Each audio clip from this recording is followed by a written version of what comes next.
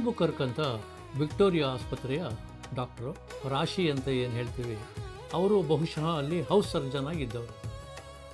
ಒಂದು ದಿವಸ ಆಲ್ಬುಕರ್ಕ್ ಅವರು ಶಿವರಾಮನ್ ಕರೆದು, ನೋಡಿ ಶಿವರಾಮ್, ವಿಕ್ಟೋರಿಯಾ ಆಸ್ಪತ್ರೆಗೆ ತುಂಬ ಜನ ಬಡ ರೋಗಿಗಳು ಬರ್ತಾರೆ, ಅದರಲ್ಲೂ ಹೆಂಗಸರು ಬಹಳ ಜನ ಬರ್ತಾರೆ, ಹೆಂಗಸರಿಗಾಗಿ ನಾವು ಒಂದು ಆಸ್ಪತ್ರೆ ಮಾಡಬೇಕು ಅಂತಾರೆ.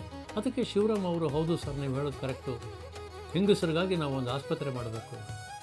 ಅವಾಗ ಇವ್ರು ಹೇಳ್ತಾರೆ, ನೋಡಿ ಶಿವರಾಮ್, ಹೆಂಗಸರಿಗೆ ನಾವು ಒಂದು ಆಸ್ಪತ್ರೆ ಮಾಡಬೇಕು ಅಂತಂದರೆ ನಮಗೆ ಸ್ವಲ್ಪ ಪ್ರಾರಂಭದಲ್ಲಿ ಹಣ ಬೇಕಾಗತ್ತಪ್ಪ, ಅದಕ್ಕೇನು ಮಾಡೋದು ಸರ್ ಅಂತ ಶಿವರಾಮ್ ಅವರು ಆಲ್ಬುಕರ್ಕ್ ಅವ್ರನ್ನ ಕೇಳ್ತಾರೆ.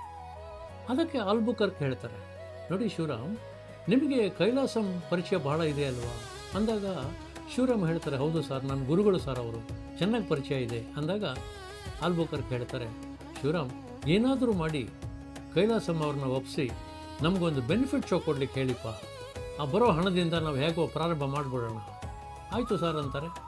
ಶಿವರಾಮ್ ಅವರು ಬಂದು ಕೈಲಾಸಂ ಅವ್ರಿಗೆ ಹೇಳ್ತಾರೆ, ಸರ್, ಈ ಥರ ಇದೆ, ನಮ್ಮ ದೊಡ್ಡ ಡಾಕ್ಟ್ರು ಆಲ್ಬುಕರ್ಕ್ ಅಂತ, ಈ ಥರ ಆಸೆ ಇದೆ ಅವರಿಗೆ ಅಂದಾಗ ಕೈಲಾಸಂ ಹೇಳ್ತಾರೆ, ಶಿವರಾಮ್, ಒಂದು ಆಸ್ಪತ್ರೆ ಮಾಡಬೇಕು ಅಂತಂದರೆ ಯೋಚನೆ ಮಾಡಬೇಡ, ನಾನು ನಿನ್ನ ಜೊತೆ ಇರ್ತೀನಿ, ಅದರಲ್ಲೂ ಹೆಣ್ಣು ಮಕ್ಕಳಿಗಾಗಿ ಒಂದು ಆಸ್ಪತ್ರೆ ಮಾಡಬೇಕು ಅಂತೀಯ, ನಾನು ಖಂಡಿತ ನಾಟಕ ಮಾಡಿಕೊಡ್ತೀನಿ, ಯೋಚನೆ ಮಾಡಬೇಡ ಅಂಥೇಳಿ ಅವರೇ ರಚಿಸಿದ ಹೋಮ್ ರೂಲ್ ನಾಟಕವನ್ನು ಮಾಡ್ತಾರೆ. ಸ್ನೇಹಿತರೆ, ನಾವಿಲ್ಲಿ ಗಮನಿಸಬೇಕು, 35,000 ರೂಪಾಯಿಗಳನ್ನು ಸಂಗ್ರಹ ಮಾಡ್ತಾರೆ. ಆಗಿನ ಕಾಲಕ್ಕೆ 35,000 ರೂಪಾಯಿ ಅಂದರೆ ಬಹುಶಃ ಇವತ್ತಿನ ಲೆಕ್ಕದಲ್ಲಿ 35 ಕೋಟಿ ಇರಬಹುದು.